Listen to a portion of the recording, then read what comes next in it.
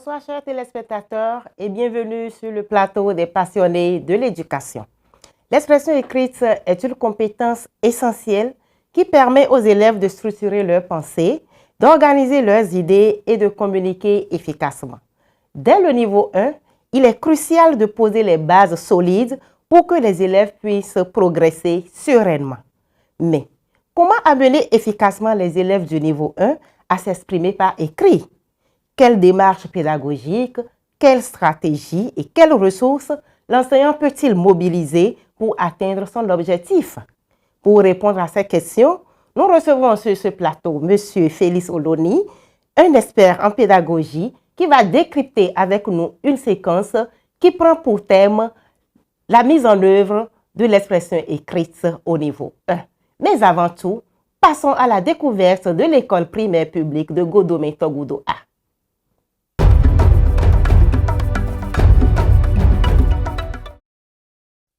Le complexe scolaire de Togoudou est composé de 5 groupes pédagogiques. Et le groupe A qui nous accueille est le groupe mère de ce lieu d'apprentissage. Malgré la présence d'infrastructures imposantes au sein de cet établissement, le groupe A demeure le parent pauvre au dire de la directrice. Nous sommes restés dans les anciens locaux. Même si c'est réfectionné, nous avons encore quelques besoins.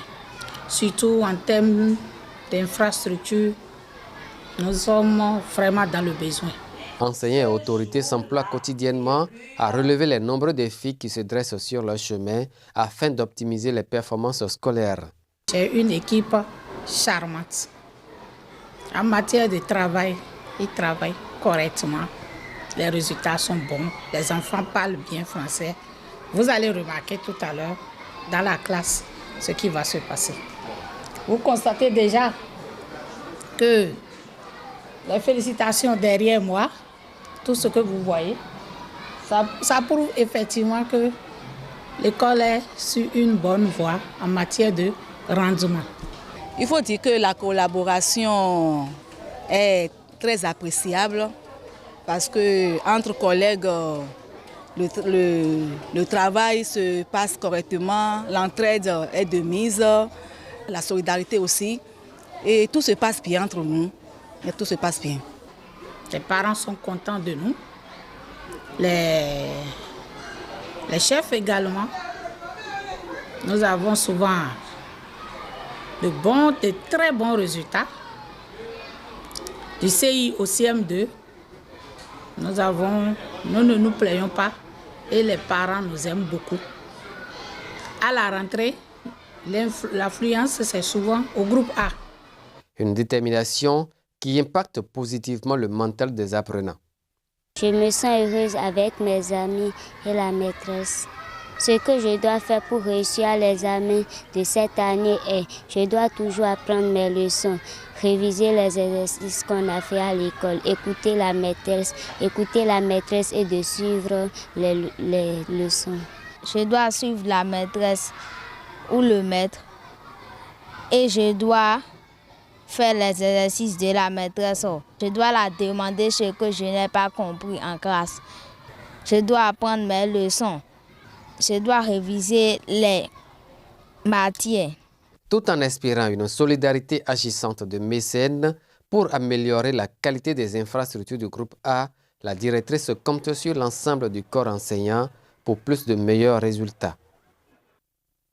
Et c'est justement dans cette école que nous irons suivre une séquence de classe en expression écrite. Séquence de classe animée par Elvie Avogmanano Akbacho.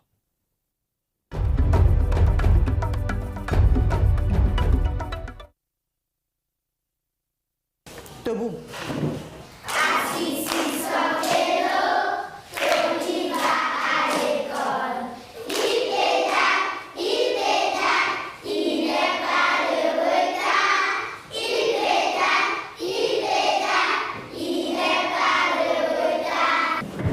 On me suit ici. Micheline. Lis. Très bien. Malika. Fleur. Très bien. On a vu quelles sont hier. Chat. Le son chat. Le son chat. Qui va me donner un mot qui contient le son chat? Immaculée. Chaise. Très bien. Et Anna, un mot qui contient chat. Chapeau. On va me faire une phrase avec le mot chemise. Oui, Junior. Papa porte une chemise. Papa porte une chemise. Qu'est-ce que la maîtresse a fait?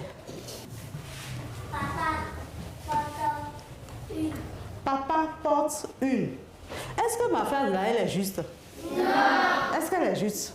Non. Aujourd'hui, on va apprendre à compléter la phrase. Aujourd'hui, je vais apprendre à compléter la phrase. Encore. Aujourd'hui, je vais apprendre à compléter la phrase. Et Salma. Aujourd'hui, je vais apprendre à compléter la phrase. Caleb. Aujourd'hui, je vais apprendre à compléter la phrase. Et puis Gracia. Oui. Je vais apprendre à compléter la phrase. La maîtresse va écrire deux mots. D'accord? Oui. Micheline, lis-moi le premier mot.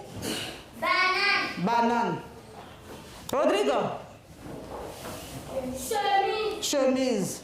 Nous avons dit qu'on veut compléter la phrase. C'est ça, non? Oui. Tu vas prendre ton ardoise. Tu vas regarder les deux mots et tu vas me choisir le mot juste sur ton ardoise. D'accord? Regarde bien. On a banane, on a chemise. Ensemble maintenant avec ton camarade, il faut vérifier. Il faut vérifier si ton camarade a écrit.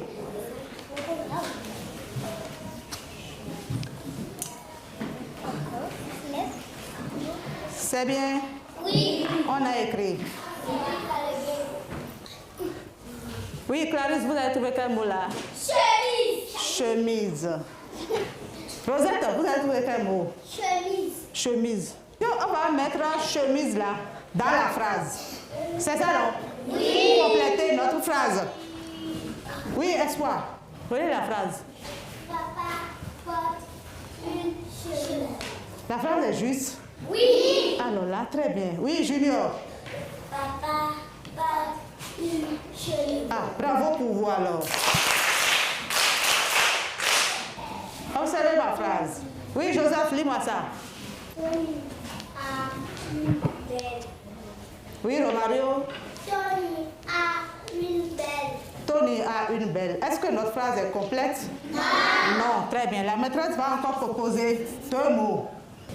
Lis-moi la phrase là. Oui. Tony a une belle. Tony a une belle. Voilà les deux mots.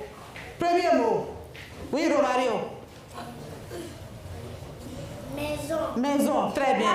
Deuxième mot, oui. Chiffon. Chiffon. Je réfléchis et j'écris le mot juste sur mon ardoise. D'accord? Loretta, dis-moi, vous avez trouvé quel mot? Maison. Maison. Génie, vous avez trouvé quel mot? Maison. Maison, encore ici. Tony a une belle maison. Tony a une belle maison. Oui, Romario, une dernière fois. Oui. A une belle maison. Très bien. On me met les ardoises dans le casier, on sort le cahier. On ouvre le cahier. Activité 6. Qui va me lire la phrase qui est là? Complète la phrase par le mot qui convient. Très bien, lis-moi la phrase alors. Le Oui. bébé dort. Est-ce que notre phrase est complète? Non. On a proposé combien de mots? On a proposé... Anna, on a proposé... Deux mots. Très bien. Habit.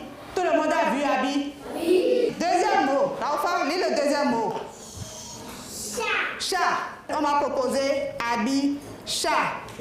D'accord? Je réfléchis et j'écris le mot juste. D'accord? Sur le tiret. On y va. Quel est le mot juste? Chat. Chat. Salima, quel est le mot juste? Chat. Chat. Lisez-moi maintenant la phrase. Oui, Géraldine. Le chat de bébé dort. La phrase, elle est bonne à entendre, non?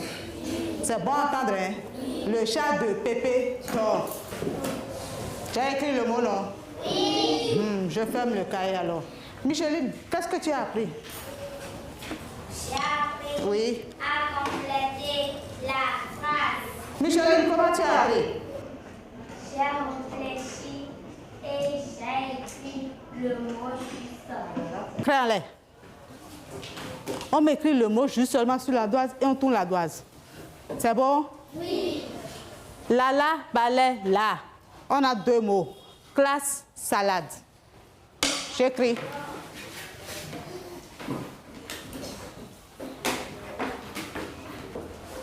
Oui, Joseph. Oui. Très bien, montrez. Très bien, Joseph. Lala, balai, la classe. Déposé. Qu'est-ce que tu vas faire avec ce que tu as appris? Je vais bien écrire en expression écrite. Tu vas bien écrire en expression écrite. Debout. À l'école de chant.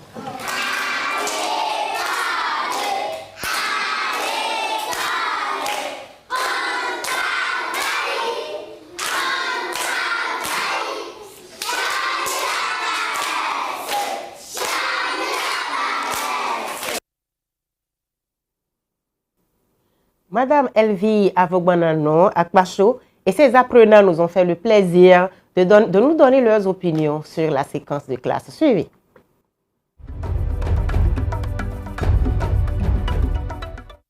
Je peux dire que je suis satisfaite. Je suis satisfaite plus ou moins. Les enfants ont bien réagi. Et ça s'est passé bien. Ça s'est bien passé.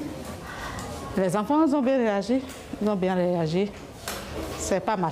Et le curricula révisé impose que quand on mène bien les étapes, à la fin, on a un bon rendement. Il suffit de bien respecter les étapes et à la fin, on a un bon rendement. Donc je leur suggère de ne pas boycotter, de ne pas bâcler les autres séquences, les autres étapes pour avoir un bon rendement à la fin, c'est-à-dire en expression écrite. C'est ce que je peux suggérer à mes collègues.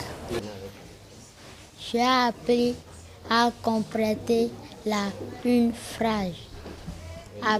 J'ai retenu une phrase. Lala, balai, la classe. J'ai appris à compléter la phrase. Le chat de Pépé dort. Compléter la phrase avec chat.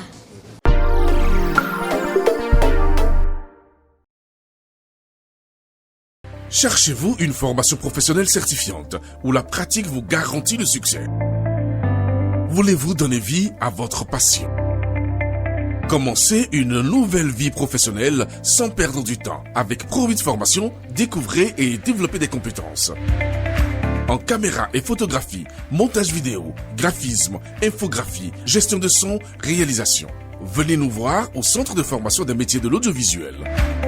Attendez plus, contactez-nous au 00229 94 84 90 90 ou au 00229 40 11 06 18. Pro8 Formation, la force du savoir-faire. De la créativité et de la visibilité à vous satisfaire et faire de vous et de vos entreprises une attraction. C'est à Pro8 Company. Elle vous offre son professionnalisme dans la production audiovisuelle, documentaire, magazine, la publicité, spot publicité et public reportage, la couverture médiatique, les programmes TV et radio, le doublage de films, la formation, la location de matériel audiovisuel. Pro8 Company Salle, associé Jacques Cocotomin, Carrefour Aglouza, rue à droite en provenance de PK14, Vont, Rumba, 3e rue à gauche. Pour tout renseignement, consultez notre site internet www.pro8company.com ou contactez-nous au plus 229 97 88 62 70. Pro8 Company Salle, la force du savoir-faire. Passons à présent à la rubrique décryptage avec notre expert, M. Félix Oloni.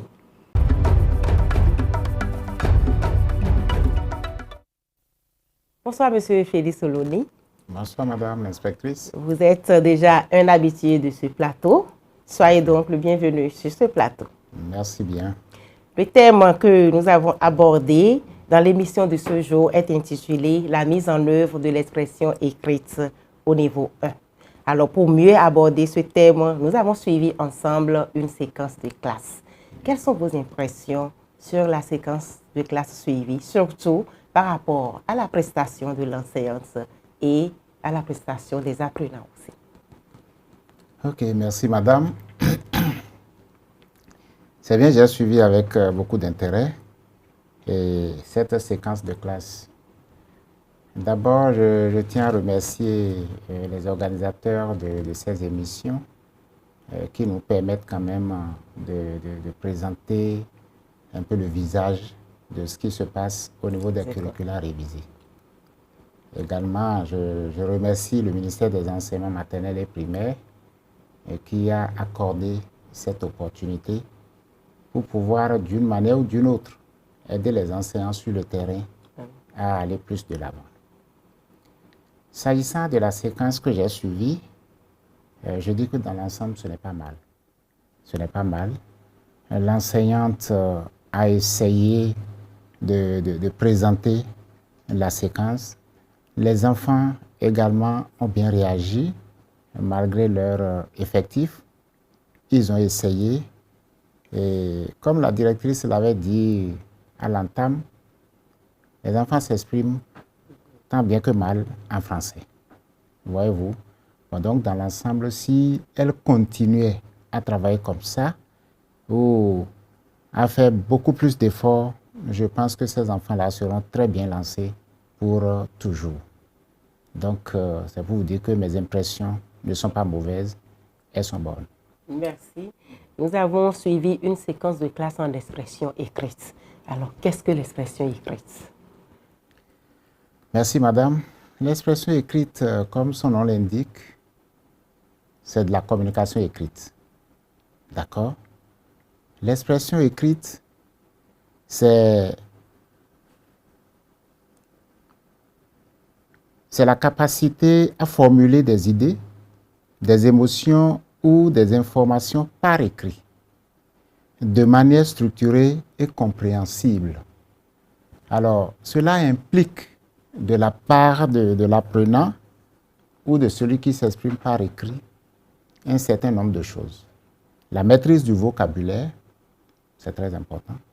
La maîtrise de la syntaxe, la maîtrise de la conjugaison, et j'en passe.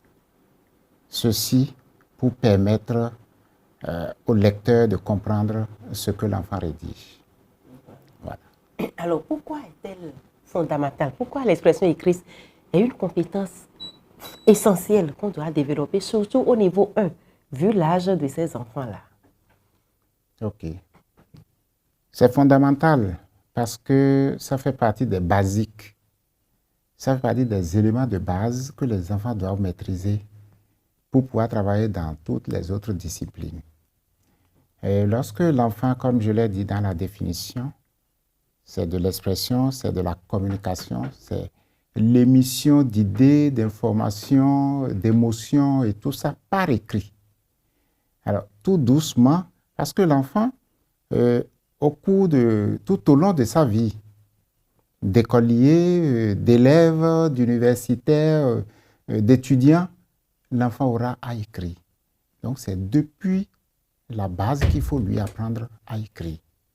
C'est fondamental. Sans passer par cette phase-là, il sera difficile à l'enfant, lorsqu'il va évoluer, de pouvoir s'exprimer par écrit, de pouvoir se faire comprendre, de pouvoir se faire lire. Donc, nous devons veiller strictement à cette matière, à cette façon de faire au niveau 1. Au niveau 1. Alors, vu l'âge des enfants du niveau 1, sûrement, ils sont souvent confrontés à des difficultés lors de l'apprentissage de cette compétence, disons, pour pouvoir développer cette compétence, celle de pouvoir savoir écrire. Et aujourd'hui, nous avons eu à voir la complétion d'une phrase. Alors, quelles sont les difficultés auxquelles les apprenants peuvent être confrontés? Ok, à ce niveau, par rapport à leur âge, vous voyez, ils ont à peine 8 ans, 8 ans d'âge pour ceux qui sont un peu plus grands. Il y en a qui ont moins de 8 ans, moins de 7 ans, ou tout juste 7 ans, 6 ans. Pourquoi pas on en rencontre dans les salles de classe lors de nos incursions. Bon, donc ces enfants peuvent vraiment être confrontés à des difficultés. D'abord, lorsque le climat de travail n'est pas approprié, l'enfant ne peut pas accéder correctement à l'expression écrite. Il va falloir donc que l'enseignant prépare, mette les enfants dans un climat sécuritaire, dans un climat de confiance et que les enfants soient en mesure d'échanger véritablement tel qu'ils ont l'habitude d'échanger à la maison avec leurs parents. Vous savez, c'est d'abord l'émission. L'émission d'idées, c'est d'abord par la tête, c'est la réflexion. Alors, lorsque l'enfant n'arrive pas à être à l'aise dans sa position, il ne peut pas réfléchir pour émettre des idées, pour avoir des informations à partager par écrit. L'autre élément, l'enfant, pour faire la graphie, a quelques problèmes, éprouve quelques problèmes. Et avec les leçons d'écriture que nous étudions dans les salles de classe, il y a des méandres, il y a la morphologie des lettres. Ça peut causer quelques problèmes aux enfants lorsque ce n'est pas bien mené. L'enfant doit pouvoir savoir comment on écrit par exemple A.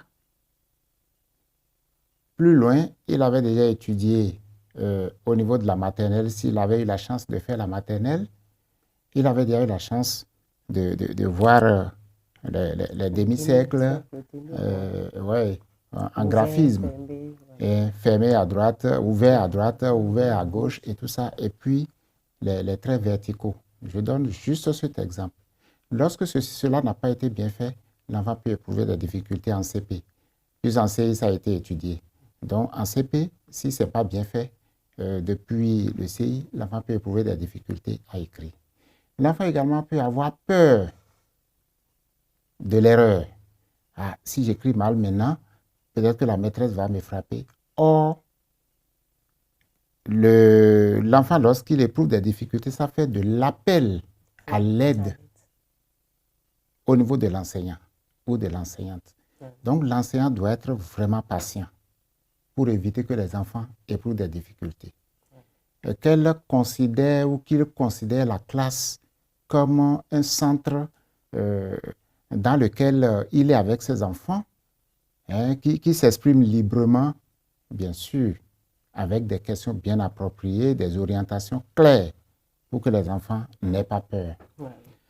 L'autre élément, c'est que les enfants également, à partir des difficultés, lorsque l'écriture ne les intéresse pas, l'expression écrite, quand elle n'est pas motivante, ça peut également déranger les enfants. Alors, c'est pour dire qu'il y a beaucoup de facteurs qui peuvent inhiber, qui peuvent entraver l'élan de l'enfant à bien travailler en expression écrite. Donc, l'enseignant est le maître, il est le guide qui doit pouvoir amener les enfants à se mettre dans de bonnes conditions pour pouvoir écrire. Merci. Au cours de l'expression écrite, on amène l'enfant du niveau 1 à pouvoir écrire ses premières phrases. Alors, quelles sont les étapes essentielles pour faciliter cette tâche à l'apprenant? OK. L'expression écrite ne doit pas être dénuée de sens. Je l'avais dit tantôt, il faudrait que l'enfant trouve de l'intérêt par rapport à ce qu'il veut faire. Les étapes à ce niveau, ça va être par exemple comment présenter les images. L'enfant doit découvrir par exemple les images qui accrochent ou des séries d'images qui vont lui permettre de réfléchir et de s'exprimer. L'enfant doit d'abord s'exprimer. Vous savez bien que ce que l'on pense s'énonce clairement et les mots pour le dire arrivent aisément. Donc, nous devons passer par la présentation des images. Des images ou bien le réel d'abord. Le réel d'abord, dans la mesure du possible, ça devra même être possible. D'où la nécessité pour l'enseignant de prévoir du matériel nécessaire, du matériel adéquat pour pouvoir démarrer sa leçon. Autour de ce matériel, les enfants doivent pouvoir échanger. Ils doivent pouvoir échanger, formuler des phrases, dire tout ce qu'ils voient. peut-être pas de façon ordonnée. Donc, cette étape de communication orale doit pouvoir faire partie de la première étape. Après, les images, bien sûr, ils vont échanger sur les images. Et c'est après maintenant que l'enseignant va les aider. Lorsque les idées ne sont pas cohérentes, lui, il pourra les aider à ordonner les idées, parce que ça doit être cool. Nous avons dit tout à l'heure dans la définition que l'expression écrite, c'est l'émission d'idées, d'informations, d'émotions, etc., par écrit, de façon cohérente. D'accord? Ce qui implique tout ce que j'ai dit, la maîtrise du vocabulaire, la syntaxe, la conjugaison, etc. Bon, donc, l'enseignant devra être très attentif pour voir un peu tout ça pendant que les enfants s'expriment. Et il lui revient maintenant de leur dire, bon, cette idée doit passer avant l'autre, cette phrase doit passer avant l'autre, et de façon hiérarchisée, il aide les enfants à construire leur petit test déjà par oral.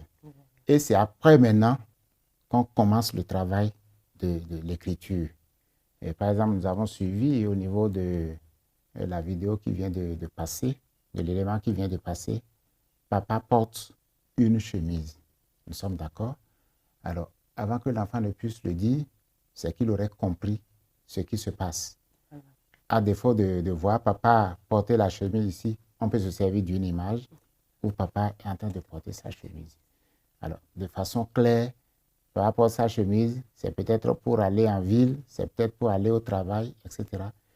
Un enfant peut dire, papa va au travail, sans pouvoir dire, papa porte la chemise. Alors, lorsque je parle d'image ou bien de séquence, ou d'image séquentielle, il y a tout ça que l'enseignant doit voir avec les enfants, les orienter pour qu'ils ordonnent leurs idées avant de se mettre à écrire. Voilà. Lorsqu'ils se mettent à écrire, bon, ça peut être en groupe qu'ils écrivent, tout comme ça peut être individuellement. Elle doit être très proche des uns et des autres pour mieux les orienter, les canaliser afin que les enfants écrivent. À la fin, on regarde ce que les enfants ont écrit pour procéder à une correction collective et par la suite à la correction individuelle et apprécier, surtout apprécier, valoriser les productions des enfants. Lorsque l'enfant ne se sent pas valorisé à travers ses écrits, à travers ses productions, il peut se décourager, il peut se dire, malgré tout ce que j'ai fait, le maître n'y a pas trouvé d'importance, la prochaine fois je ne vais pas m'évertuer, je ne vais pas me décarcasser pour faire mieux.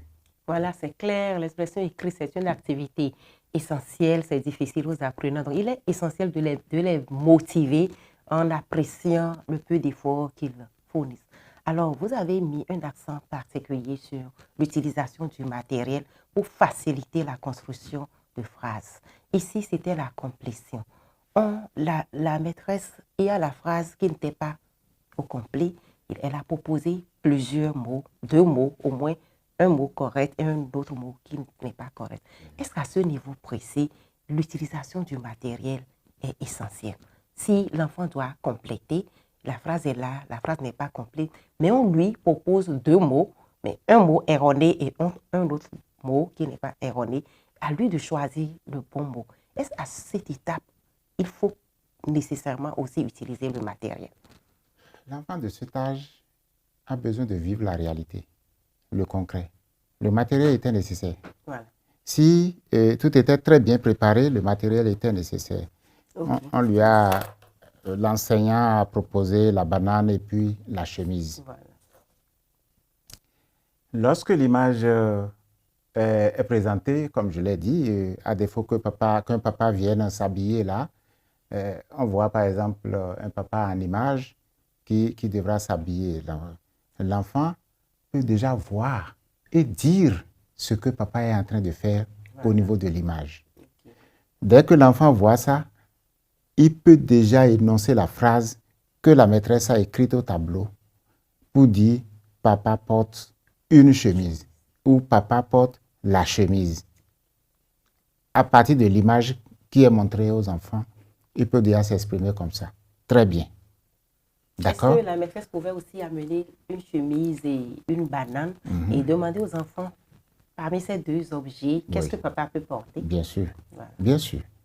Donc, elle peut venir avec ces deux objets, ou même plus, et demander qu'est-ce qu'on a l'habitude de porter parmi ce matériau, parmi ces objets. Les enfants diront que c'est la chemise. Si c'est ça, Paul, alors qu'est-ce que tu peux dire? On peut dire, papa porte. La phrase. Voilà, on forme la phrase. Et c'est après ça maintenant que l'enseignant ira porter cette phrase-là au tableau. Et pour voir si les enfants ont compris tout ce qui vient d'être fait oralement, alors elle écrit elle écrit une phrase lacunaire que les enfants auront à compléter pour voir si eux tous, autant qu'ils sont, ils ont compris que c'est la chemise qu'il fallait porter au lieu de banane. Mais elle propose quand même les deux. Elle écrit, puisqu'ils ont déjà vu la banane, ils ont vu la chemise. Maintenant, par écrit, elle met tout ça au tableau. Merci. Et demande aux enfants. Avec toutes ces explications, il est clair qu'il y a des types d'activités qu'on doit proposer à l'apprenant pour lui faciliter la construction ou bien la complétion des phrases. Quel type d'activité l'enseignant peut proposer aux apprenants pour faciliter l'apprentissage à ce niveau? OK. Et voyez-vous, c'est les enfants qui sont en CP.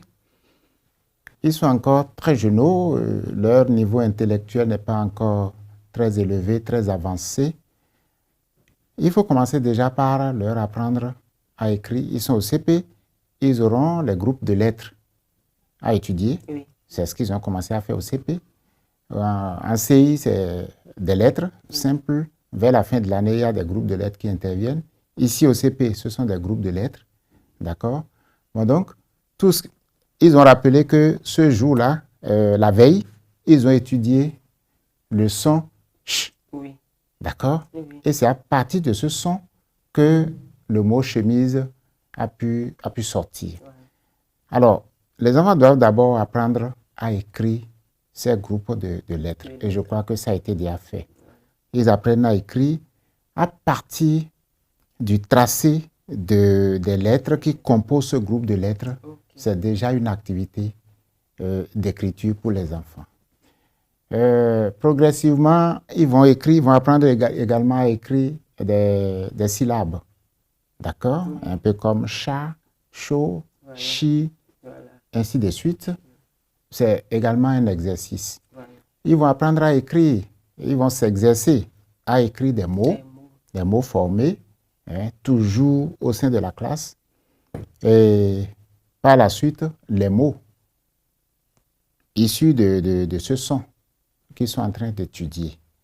Et maintenant, il y a des copies qui peuvent faire une courte phrase, toujours, c'est-à-dire rester dans le contexte de l'étude de ces groupes de lettres, de ce qui se fait dans la classe. Ils peuvent écrire de courtes phrases. Ils peuvent également être soumis au test de dictée. Voilà. D'accord? L'enseignant qui lit une petite phrase ou un petit test pour susciter l'écoute des enfants. Les enfants écoutent attentivement tout ce qui se lit et après, on les soumet à la diction de ce test-là. Il y a beaucoup de choses. Les écrits, les enfants doivent vivre également dans un environnement bien lettré. Voilà. C'est-à-dire tout ce qu'ils sont en train d'étudier depuis le début de l'année devra figurer sur des tableaux sur les murs de la classe pour que les enfants revoient tout ça. Quand ils sont seuls, pendant que la maîtresse n'est pas là ou le maître n'est pas là, ils peuvent s'amuser à lire, interroger leurs camarades. Alors, lis-moi cette lettre, lis-moi ce son, ainsi de suite, qu'ils vivent dans un environnement bien lettré. Et l'enseignant également peut leur dire, écoutez, prenez votre bâton, allez, lisez-moi ceci, lisez-moi cela au tableau. C'est des exercices. Et leur demander également de transcrire ce qu'ils ont lu. Merci. Beaucoup d'exercices, beaucoup d'activités pouvant aider les enfants. À bien vous suivre, en fait, toutes les étapes de la lecture-écriture conduit à une bonne leçon, à une bonne séquence d'expression écrite. Alors ici... Aucune étape ne doit être escamotée au passage. Voilà. Oui. Et si on part déjà du début, les étapes, c'est l'oral. Quand on va parler de la conscience phonologique, de la correspondance, tout ça là, c'est l'oral. L'oral dominait depuis avant qu'on arrive à l'expression écrite. Alors, quel rôle joue l'oral et la manipulation d'images dans le développement de l'expression écrite au niveau de l'apprenant? L'oral constitue un tremplin pour aller à l'écrit.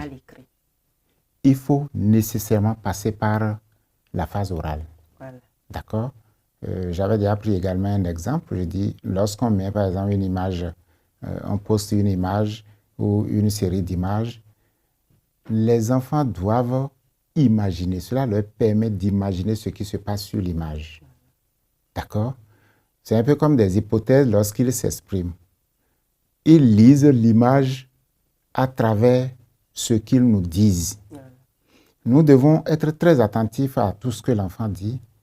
L'enfant peut reconstituer toute une série d'images. Et à partir de là, lorsque nous voyons que tout ce qu'il dit est cohérent, ça suit une certaine logique, il peut maintenant se mettre à écrire.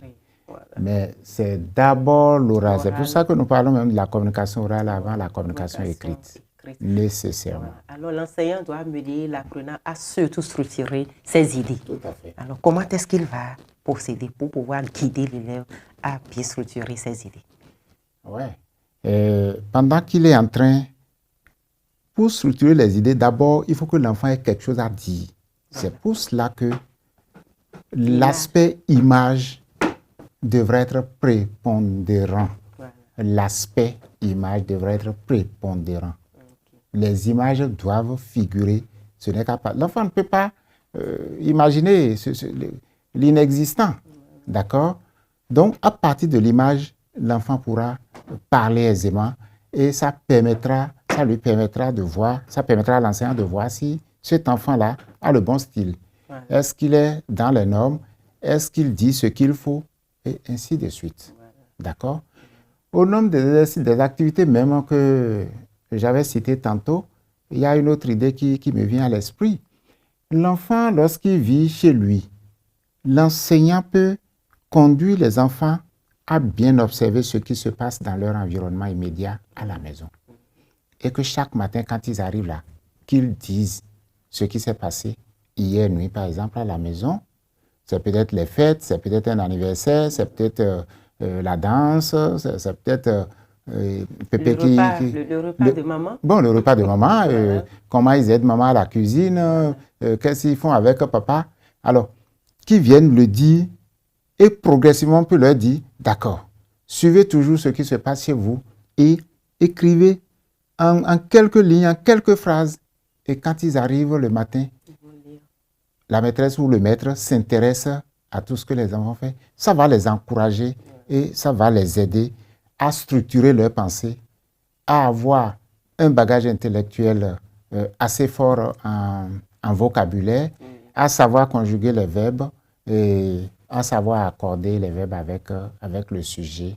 Voilà. Donc, je veux dire, beaucoup d'occasions d'écriture ne doivent pas être escamotées, ne doivent pas être négligées. L'enseignant doit profiter de toutes les occasions pour amener les enfants à écrire. Donc, c'est à partir de là que la structuration de la pensée et de l'écriture pourront se développer. Voilà, donc c'est clair. Hein? Et pour pouvoir bien écrire, l'enfant doit voir quelque chose pour que l'idée d'écrire puisse lui venir. C'est clair. L'enseignant a amené l'enfant à écrire. Comment est-ce qu'il va procéder pour pouvoir améliorer cette production de l'apprenant? Quelle place accorder à la correction? La correction, il faut que l'enseignant commence déjà à être patient, tolérant, qu'il ait un regard bienveillant sur la production de l'enfant. D'accord? Oui. La correction, ce n'est pas de la punition. Il devra faire en sorte que les enfants comprennent que c'est de l'aide, c'est de l'invite, c'est une invite à l'aide.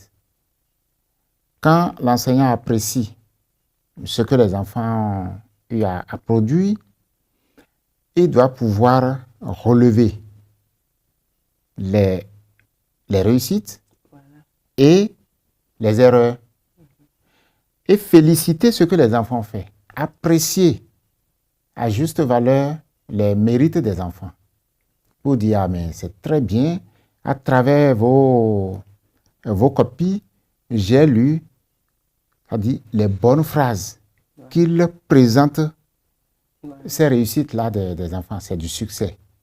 Que les enfants sachent qu'ils ont fait des efforts. D'accord?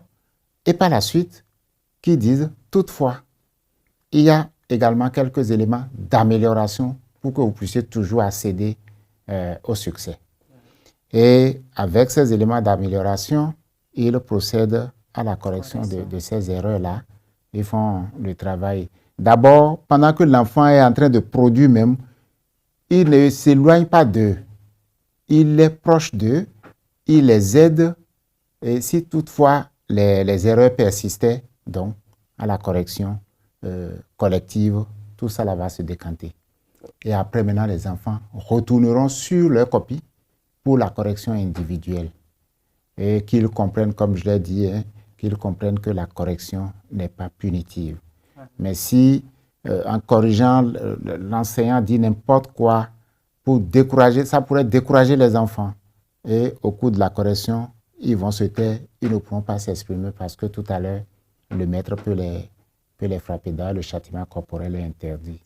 Donc, l'enseignant doit pouvoir, pour voir si l'enfant apprend effectivement, il doit pouvoir mesurer efficacement sa progression. Est-ce qu'il y a des astuces? Comment est-ce que l'enseignant peut mesurer la progression de l'apprenant au cours de l'expression? Il peut dire, l'enfant là, il progresse, il évolue, c'est bon, il avance.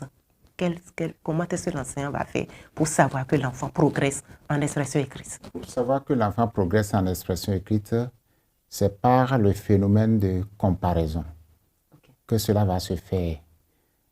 Il faut voir d'où l'enfant est parti et où est-ce qu'on en est aujourd'hui. Donc, c'est une question de temps. Et si le travail est souvent bien fait, il doit avoir du progrès du début.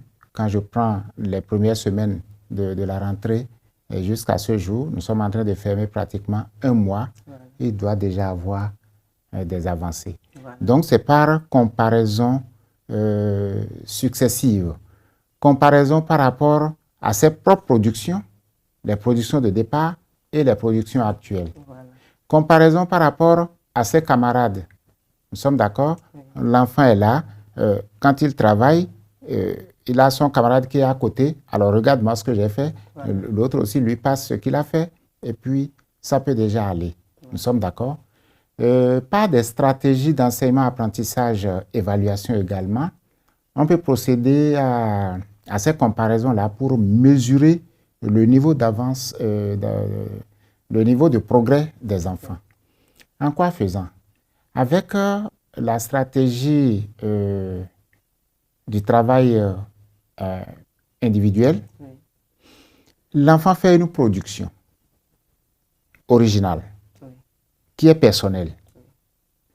Lorsqu'on leur dit de se mettre en groupe,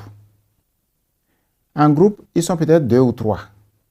La production du groupe, en principe, devra être plus améliorée que la production individuelle.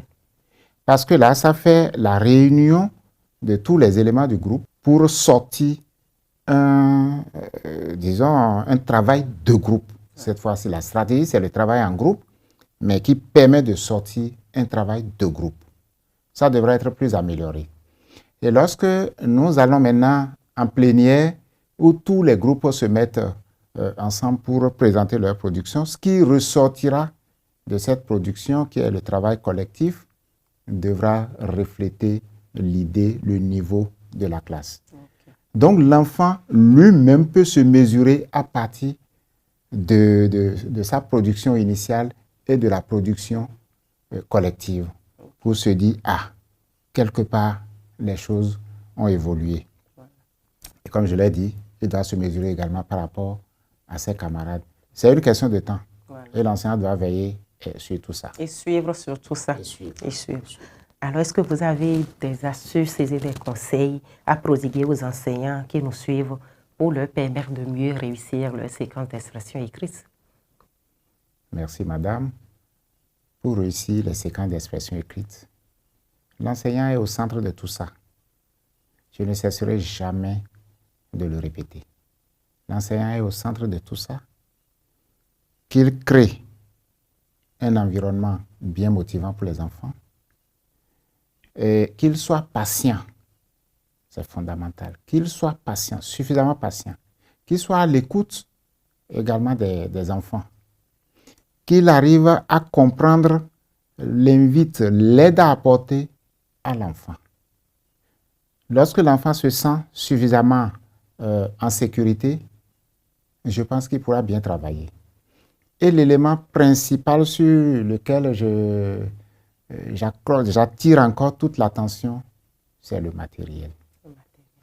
Il faut que l'enfant soit motivé, qu'il trouve du sens à ce qu'il veut faire. Lorsqu'il a quelque chose sur lequel il peut s'exprimer, ça viendra aisément. Mais s'il n'a rien, on lui dit d'écrire. Qu'est-ce qu'il va écrire? Il va imaginer quoi avec son âge? Ce n'est pas évident. Ce n'est pas évident.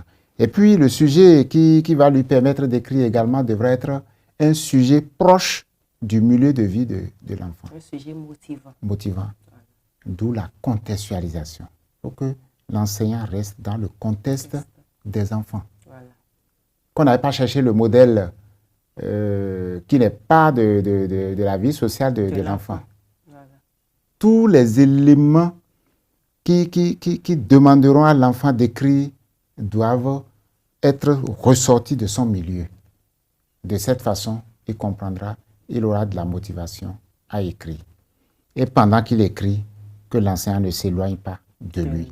Que l'enfant sente que l'enseignant est très bienveillant, l'enseignant est proche de lui et l'enseignant lui dit « Fais attention, regarde comment tu as écrit ceci. » Fais attention, qu'il attire l'attention des enfants sur certains aspects de l'écriture, de la production. De cette façon, l'enfant va se dire « Ah, c'est vrai. C'est peut-être un nom féminin pour lequel l'enfant utilise un article masculin. » Elle dit « Ah, alors, attention, Pierre, regarde ici. Ah oui, maîtresse, oui, maître, j'ai compris. » Donc, quand c'est fait de cette façon, je pense que nos enfants vont réussir les productions que nous leur demandons de réaliser. Merci beaucoup. Alors, votre mot de fin. Vraiment. OK. Non, j'exhorte les uns et les autres, nos enseignants. Je sais que le travail que nous abattons n'est pas une tâche mince, mais chacun doit pouvoir aimer ce métier embrassé. Il faut avoir de l'amour pour le métier, faire très bien ce que nous devons faire. Nous sommes en train d'alléger progressivement la tâche à l'enseignant parce que je disais tantôt que ce n'est pas une mince affaire. Avec les documents, les curricula révisés, je crois que beaucoup de pistes ont été tracées pour les enseignants aujourd'hui, à travers les guides d'enseignement, à travers les programmes relus, les modèles de fiches. J'invite les uns et les autres à s'approprier ces différents documents pour s'entraîner et bien réussir les pratiques de classe. Merci. L'expression écrite est un levier essentiel pour l'apprentissage et à l'autonomie de l'apprenant. Et nous l'avons vu, nous avons écouté notre expert. Il est essentiel de donner à l'apprenant des motifs pour pouvoir formuler des phrases, pour pouvoir bien écrire. Nous espérons que les enseignants qui nous ont suivis ont tiré profit de tout ce que notre expert a pu nous donner comme conseil. Merci beaucoup, M. Félix Oloni, pour vos judicieux conseils. Nous espérons que nos téléspectateurs en tireront vraiment profit. Merci à tous et à très bientôt pour une nouvelle émission de Au cœur de l'éducation.